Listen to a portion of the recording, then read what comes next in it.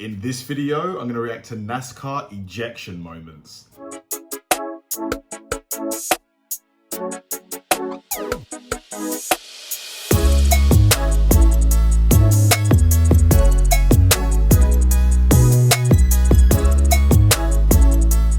And welcome to another episode of Kabir Considers. This is the place where I react to music, media, sports, anime, anything related to popular culture. I'll watch it with an open mind and give you my 100% honest reaction to it. And if you could please hit that like button early, I'd really appreciate it. So first things first, I just wanted to quickly touch on the Hungarian Grand Prix yesterday. I mean, what a race. It's just been a crazy F1 season so far. I mean, that crash early in the race with Valtteri Bottas taking out both of the Red Bull cars.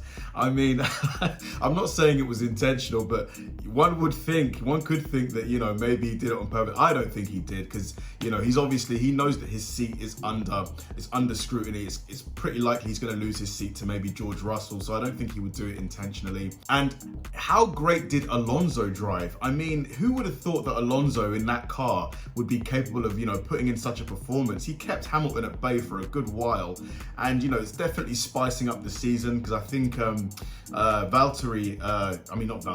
so Lewis took third, and Verstappen took like 10th or something like that. So I believe it's like neck and neck in terms of the season, or maybe I think Hamilton's actually in front by a few points. So yeah, it's definitely spicing up going into the summer break. Really good season so far for sure. And onto the reaction. Now, this is kind of intrigued me for a while. I mean, what would constitute a driver getting ejected from a race? Like, what would need to happen? Because drivers take each other out all the time in NASCAR, you know, whether it be, somebody going into the rear of the car, like pushing the car off balance, you know, things like that. And they don't usually get ejected. So I wondered what would, you know, cause a driver, like how bad must the offense be for a driver to be kicked out of the race?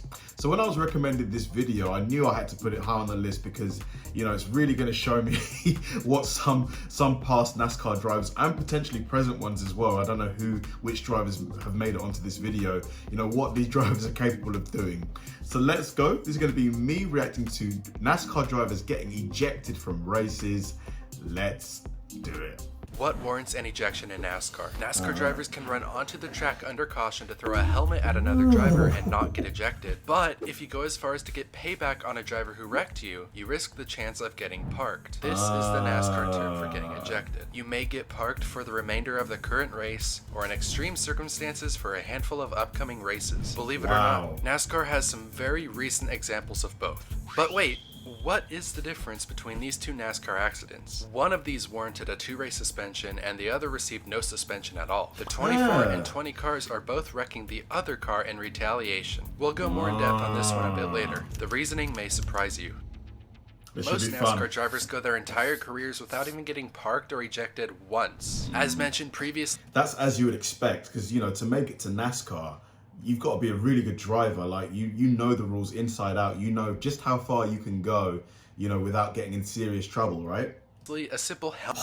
I can't believe he tossed his helmet at a driver. That's nuts. Helmet throw to another competitor doesn't warrant you to be tossed from the event. This definitely would not be the case in most sports. Chris Busch is generally known for being one of the nicest NASCAR drivers, and from what I can tell, he's the least likely to get parked from a NASCAR race. That's why I've teamed up again with his NASCAR sponsor, Auto Tempest Process. Thank you, Auto Tempest, for supporting me and our favorite sport, NASCAR.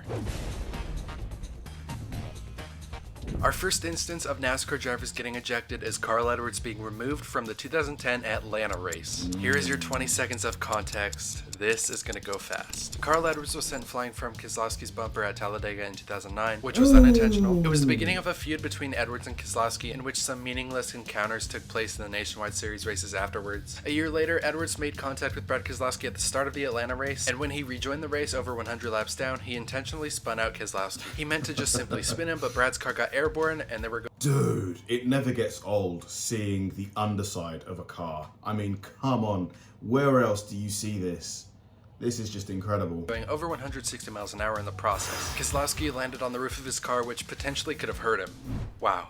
I have a feeling that the only reason Karl Edwards was ejected from this race is because he sent Brad airborne. If it was just a simple spin, his chances of finishing the race would have increased greatly. Edwards wasn't temporarily banned from any NASCAR events after Atlanta, but he did receive a 3-race probation. The commentators had a reaction to this crash that you probably... Oh my god. Man, the hood of the car is just wrecked unless they took it off to make repairs to the engine. I mean, this is the front of the car, right? I can't even tell. Gonna want to hear that NASCAR is parking Edwards for the balance of the race, and he's being called the NASCAR hauler. He's not doing himself no favor right now going backwards down pit road either. They're not going to like that at all. But Terrell, I got to ask you, Karl Edwards is 156 laps down. What's going on here? That was not necessary. Very unnecessary.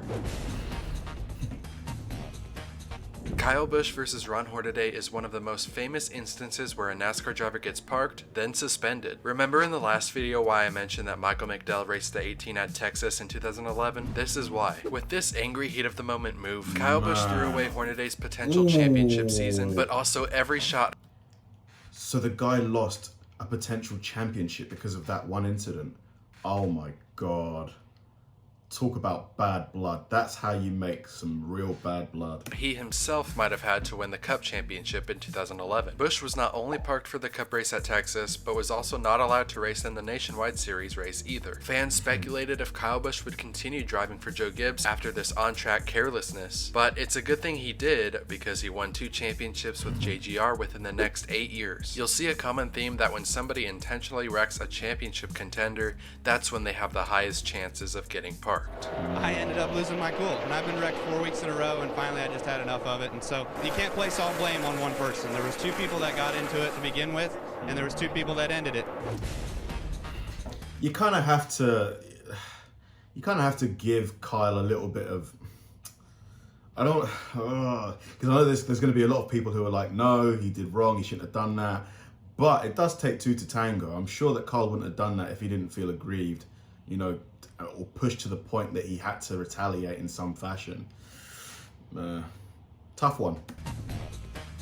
Brennan Poole gets parked for intentionally wrecking JJ Yeley at Iowa. The instigator in this series of events is JJ Yeley. He turns Poole into the outside wall for seemingly no reason. In an interview after the race, he claims he was just trying to get in line behind Brennan Poole. However, on replay, it seems as if he blatantly wrecked him. Since Poole went head on with the turn 3 wall, what better time than to get JJ Yeley back at the same part of the track and wrecking him in a nearly identical way. Obviously, Brennan Poole had to be parked for the rest of the race, likely because he retaliated at over 100 laps down, but I wonder if he still would have been parked if he was racing on the lead lap. This payback can easily be passed off as justified, even if Poole still got parked. He went in hard, like, no way was he just trying to get in front or get in line. Come on, man. Who are you trying to kid? Between Johnny Sauter and Austin Hill, you could probably come to the observation that Sauter started the encounter and also ended it. It starts with a bump that Johnny Sauter gives Hill in turn 1. Hill comes back and spins the 13 truck in turn 3, which I'm not sure was justified. Either way, Sauter comes back and gets his payback for the payback under caution. Johnny Sauter was parked for the rest of Iowa and also the next race at Gateway, where he had Myatt Snyder fill in for the number 13.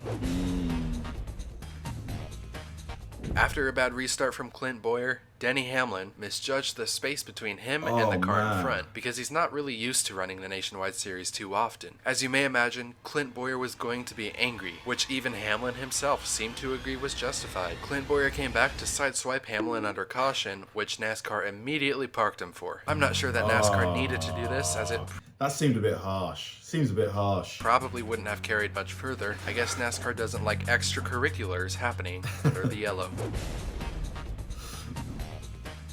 For the encounter you've all been waiting for, and perhaps it's the most known instance of NASCAR payback and a driver getting parked. But we need to rewind and set the stage so you know what's at stake here. Joey Logano shoved Matt Kenseth out of his way to win at Kansas, his second win in the round of 12. This Man, the smoke coming off those tires. Whoa.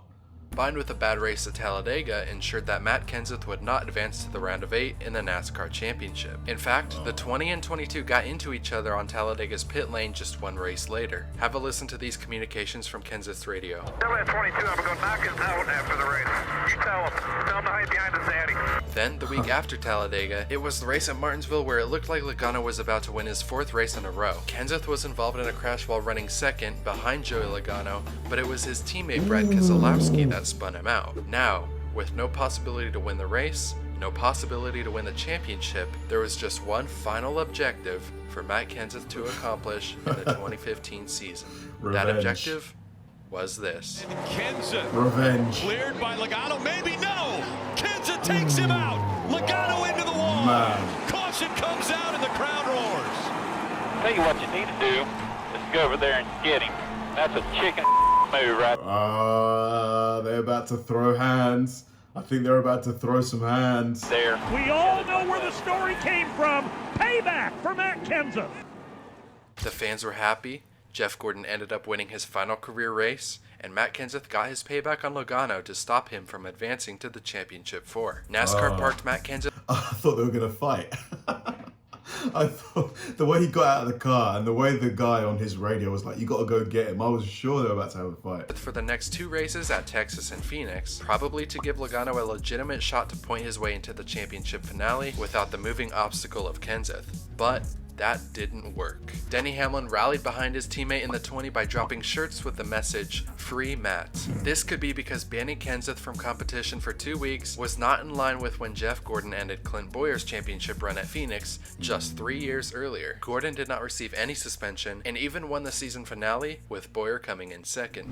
Popular US sports usually rule ejections by considering targeting, unsportsmanlike conduct, or messing with the officials. With these rules laid out, you're probably thinking, NASCAR drivers can't mess with officials if they're in the car. Well, Kyle Busch proved you wrong. But this actually didn't get Kyle Busch thrown from the race. It's kind of hard to get unsportsmanlike penalties in NASCAR, but targeting? This could be NASCAR's version of targeting. The drivers have the goal of wrecking a specific competitor to damage their car or prevent them from winning. This is the most common way to get parked, or for the sake of this video, ejected from a NASCAR race. Let's try to predict. That car did a full flip back onto its wheels. Imagine being in the driver's seat there. Just, your heart would just be, just, whew. Predict who will be the next driver to get parked from NASCAR. Oh, you're wondering about my prediction?